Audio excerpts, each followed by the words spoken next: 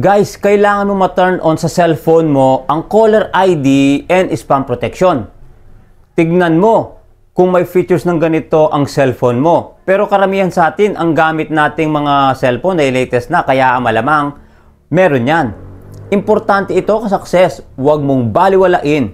Pakinggan mo muna ang sasabihin ko bago ko ituro kung paano i-turn on sa cellphone mo para mas lalo mong maintindihan. Umpisahan na natin. Ang caller ID ay isang teknolohiyang nagpapakita ng impormasyon tungkol sa tumatawag, tulad ng pangalan o numero ng telepono. Kapag tinatawagan ka, ang spam protection naman ay isang bahagi ng security ng cellphone na nagtatangkang pigilan ang mga tawag mula sa mga spam o hindi kilalang numero. Maganda ang mga ito sa karamihan ng tao dahil nakakatulong ito sa pag-identify ng tumatawag, lalo na kung kilala mo ang numerong iyon.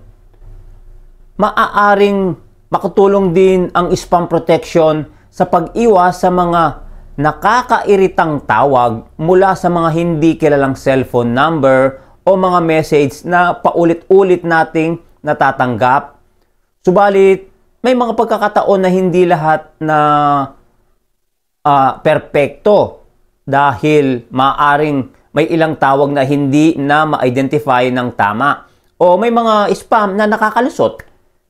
Kaya sa kabuuan guys, ka-success, alam mo na ito ay maganda kasi nga ang gamit ng caller ID ay para proteksyonan at mapanatili na ma-inform tayo sa mga hindi kilalang numero, okay? O mga message na natatanggap natin.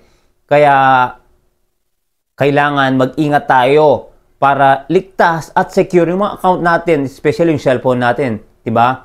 Sa mga hindi kilalang mga number o kaya mga message na natatanggap natin. So, ka-success, sana naintindihan mo ngayon ang pinaliwanag ko, at sa susunod na slides papakita ko sa iyo kung paano i-turn on sa cellphone natin ang ID at its spam protection after nitong video. Kaya sana guys, tapusin mo ang video ito, okay? So umpisa na natin. Next slide tayo, okay? Ayan guys, nandito na tayo sa cellphone, okay? Nakikita mo yung pinakababa, yung telephone icon. Yan yung mga contact number mo na nakalist sa cellphone mo o nakalista. Click mo yan. Pagka-click mo, lilitaw yung mga contact number mo. Ayan, okay? Pupunta ka sa kanan, sa may tatlong dot, pindutin mo yan. Then settings, pindutin mo yung settings. Pagka pindot mo yung settings guys, may lilitaw caller ID and spam. Okay, pindutin mo yan. Pagka pindot mo guys, yung sa akin naka-turn on na yan. Okay, i-turn off natin. Ayan, i-turn off muna natin dalawa. Okay, pag naka-turn off kasi yan, hindi madedetect ni Google ang mga tumatawag sa atin. Okay, pero pag naka-turn on yan, kaya naka-turn on sa video ito, dapat naka-turn on yan. Tuturo ko sa iyo kung paano i-turn on. Ayan, dalawa. I-turn on mo yung C caller and spam ID, naka-turn on. Ayan, nagkulay sky blue. Tapos yung filter spam calls, yung ano niya, i-turn on mo rin ito. Ayan guys, sabi kasi dito, filter spam calls, prevent suspected spam calls from disturbing you. Naka-on. And then guys, nakalagay sa baba, Google will attempt to show you useful information when you make or receive a call, such as a name for a number not in your contacts or a warning when an incoming call is suspected to be spam. Ibig sabihin, pag naka-turn on yan, yung caller ID natin at spam protection, yung dalawa, madedetect ni Google yung mga hindi natin alam or hindi nakalist sa mga number natin.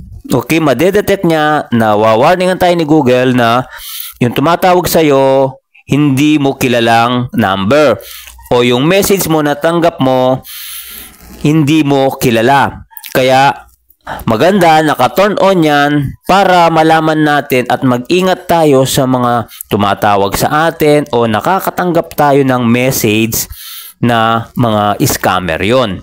Okay? So magandang features dito sa kay Google ito. Pero tignan mo rin ang cellphone mo, sana may ganito. Okay?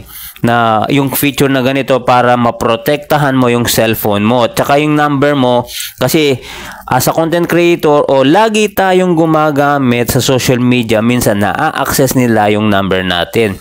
So sa ganung paraan, mapaprotektahan natin yung sariling number natin sa masasamang balak. So guys, next cam tayo, back to camera tayo para paliwanag ko pa sa'yo. Sana may natutunan ka, okay? Next, back to camera tayo, okay? So, ka-success, ngayon, alam mo na dahil nakita mo na kung paano natin gawin na i-turn on yung caller ID at spam protection dyan sa cellphone mo. Basta, sundan mo lang itong video ito para magawa mo na rin na ligtas at masecure yung cellphone mo sa mga hindi kilalang number o mga message na natatanggap mo. Okay? Sana may natutunan ka, gawin mo agad ito para masecure mo na yung cellphone mo. Maraming salamat ka-success sa panonood at sana may natutunan ka. Thank you and see you sa next video. Bye-bye and God bless po.